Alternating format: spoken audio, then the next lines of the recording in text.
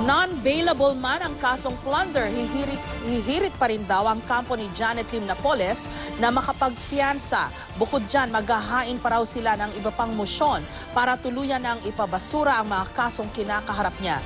Samantala, nakapagpiyansa na rin ang iba pang kinasuhan kaugnay ng pork barrel scam. May report si Ruth Cabal. Sa paglabas ng mga panibagong warrant of arrest laban kay Janet Lim Napoles kaugnay ng pork barrel scam, muli raw susubukan ng kanyang kampong maghain ng petisyon para makapagpiyansa ang negosyante. Bagaman non-bailable o walang piyansa ang plunder, pwede pa rin daw itong payagan ng korte kung hindi ganun kalakas ang ebidensya laban sa akusado.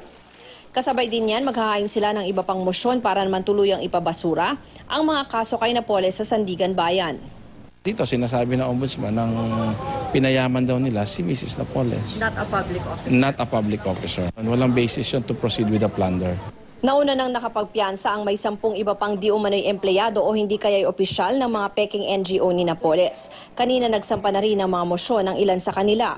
Pero 2 empleyado pa ni Napoles ang hindi pa lumulutang.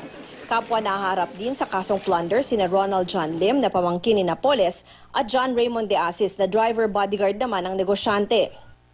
Nauna na nilang hiniling na ibasura ang mga kaso laban sa kanila.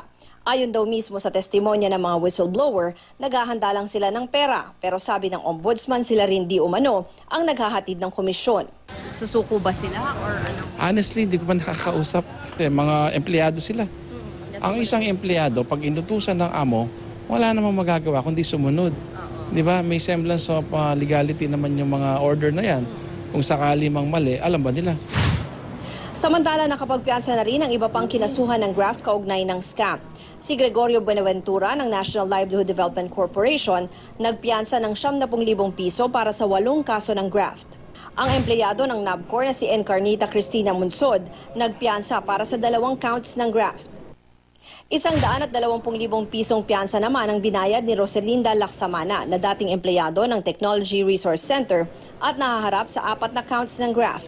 Habang tig 75,000 piso naman para sa 5 kaso ng graft sina Conchita Halandoni at Gondelina Amata.